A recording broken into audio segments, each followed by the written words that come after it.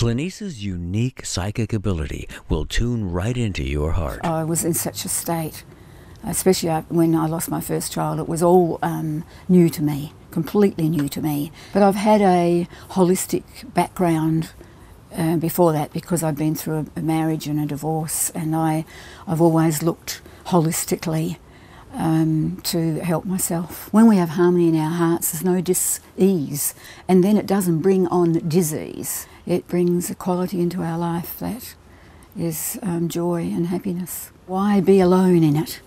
Why suffer alone? Why not go and get help? You're only causing more distress to yourself.